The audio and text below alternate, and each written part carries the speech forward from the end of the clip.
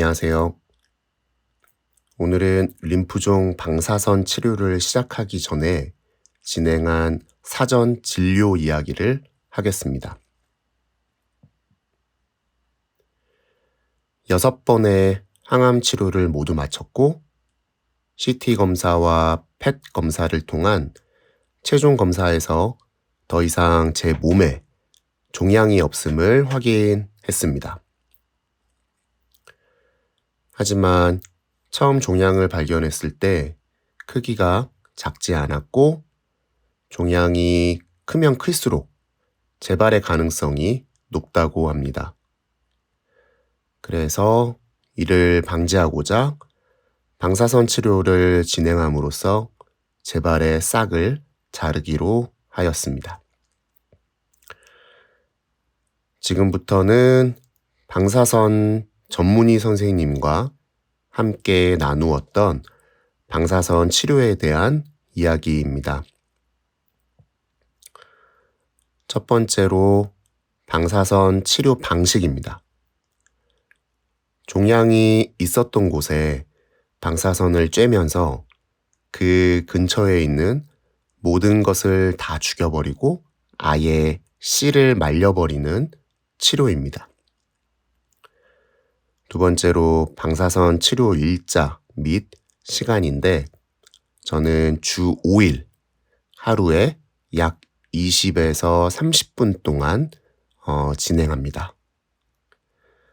세 번째로 방사선 치료 기간입니다. 사람마다 다르겠지만 저의 경우에는 총 18회차 동안 방사선 치료를 진행하기로 하였습니다. 네 번째로 방사선 치료 디자인입니다. 이는 CT 검사를 미리 진행하여 방사선 치료를 어떻게 할지 진행합니다. 여기서 방사선 치료 디자인이란 어디서부터 어디까지 종양이 있었던 크기에 맞게 얼마만큼 방사선을 맞을지 등을 정하는 것을 디자인이라고 합니다. 6번째로 방사선 치료 부작용인데요. 이는 항암 치료와 마찬가지로 사람마다 차이가 있는데 항암 치료보다 더 힘들어하는 사람도 있고 또 쉽게 잘 지나가는 사람도 있다고 합니다. 그래서 이는 약간 사람마다 케바케라고 합니다. 7번째로 방사선 치료의 목적입니다. 방사선 치료는 제가 걸렸던 림프종암의 재발 확률을 최대한 줄이고자 하는 것인데 사실 최악의 경우 림프종암이 재발되어도 요즘 의료기술이 워낙 발달하여 림프종암이 재발되어도 생존할 수 있는 확률은 꽤 높은 편이라고 합니다. 그리고 재발되어도 다시 치료하여 완료될 수 있는 확률도 꽤 높은 편입니다. 다만 재발되었을 때 치료가 훨씬 어렵고 또 그 부작용도 많고 너무나 힘들기에 아예 재발되지 않도록 확률을 줄이는 것이 매우 중요합니다. 그래서 방사선 치료를 통해 재발의 확률을 줄이고자 합니다. 8번째로 방사선 치료의 한계 내용인데요. 방사선 치료를 한다고 해서 재발이 아예 되지 않는 것은 아닙니다. 앞서 말한 내용과 같이 그 재발의 확률을 줄이는 것뿐입니다. 9번째로 방사선 치료 부작용의 직접적인 내용입니다.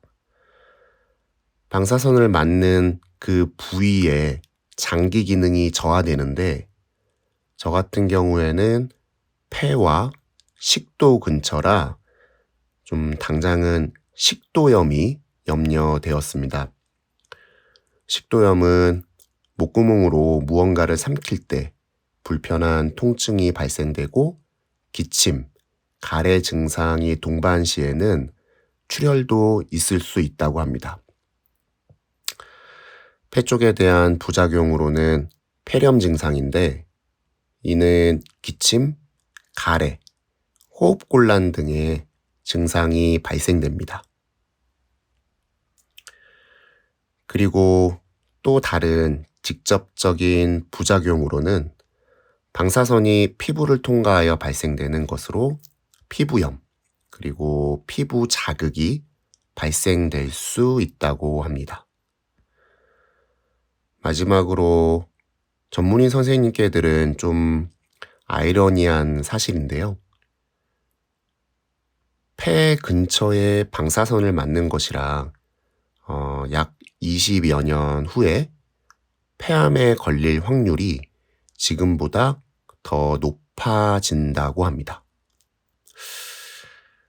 네, 정말 좀 아이러니한 현상이죠.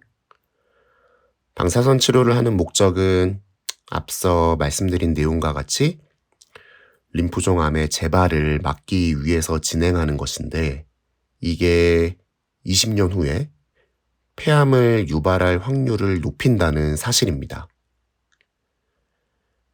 그럼에도 불구하고 방사선 치료를 하기로 결정한 이유는 림프종 재발의 확률이 추후에 폐암에 걸릴 확률보다 더 크기 때문입니다.